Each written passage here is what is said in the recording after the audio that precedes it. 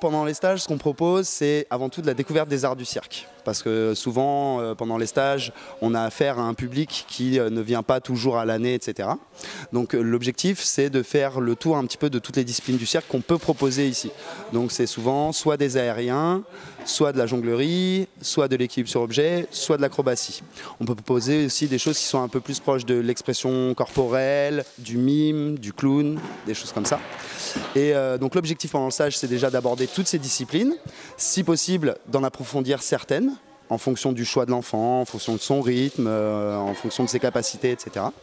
Et la possibilité aussi de faire une petite restitution à la fin de la semaine, proposée aux parents, aux familles, aux amis, etc. L'objectif, c'est déjà de travailler sur le dépassement de soi, parce que le cirque, c'est une discipline, c'est plusieurs disciplines qui poussent au dépassement de soi, à repousser ses limites, parfois à découvrir qu'on est capable de faire des choses qu'on ne se pensait pas capable de faire.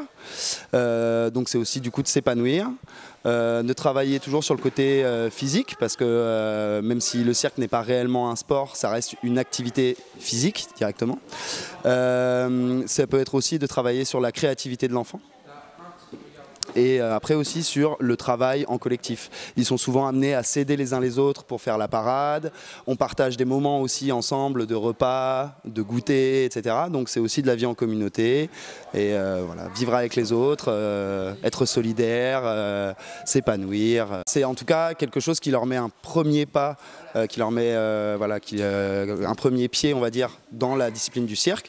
Donc des fois on en a qui vont tout simplement revenir ici pour prendre des cours, mais comme c'est pendant les vacances scolaires, des fois on a des enfants qui sont chez papy, mamie, etc., qui habitent à Lille, mais leurs parents habitent je ne sais où ailleurs en France, et donc du coup des fois ils sont amenés dans leur lieu de résidence habituel à découvrir les arts du cirque dans une autre école, ou si jamais c'est proposé à l'école, de choisir des activités de cirque.